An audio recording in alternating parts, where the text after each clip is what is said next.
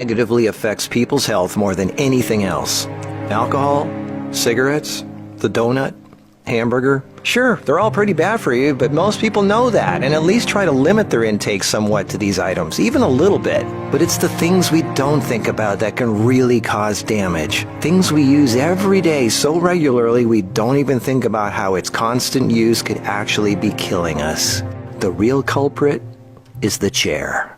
We were given legs for a reason. Most third world cultures don't even have chairs, and they walk an average of 10 miles a day. We in the modern world, on the other hand, spend most of our entire waking days sitting down. People go right from bed to sitting on the toilet, after which they sit at the breakfast table, then they sit in the car as they drive to work and spend the entire day sitting at a desk, only getting up to sit in the toilet and in the cafeteria. Then they sit in the car to drive and sit at the local bar for happy hour. Then when they've had enough of that, they go drive home and spend the rest of the day sitting in a comfortable chair watching TV before they crawl to bed to recover from all the physical exertion that day. And when people go out, they sit at a restaurant or a movie theater. Sitting all day is far worse for you than you might think. A 2010 American Cancer Society study following over 123,000 people from 1993 to 2016 found these alarming results. People who were inactive and sat for over 6 hours a day were 94% more likely to die during the time period studied than those who were physically active and sat less than 3 hours a day.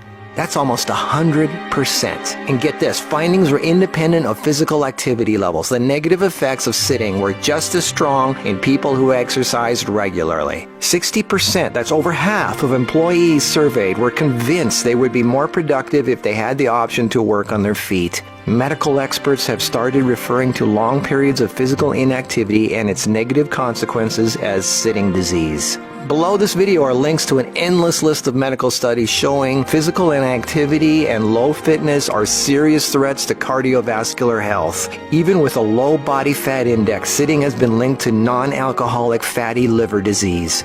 Studies showing differences in brachial and femoral artery responses to prolonged sitting. Studies showing reducing sedentary time may protect DNA. Sedentary lifestyle has been linked to depression. How sitting less increases muscle mass. Multiple studies linking diabetes to inactivity and sitting. Cells in idle muscles don't respond well to insulin, so the pancreas produces more and more, leading to diabetes. And how 5 minutes of standing every half hour can improve glucose metabolism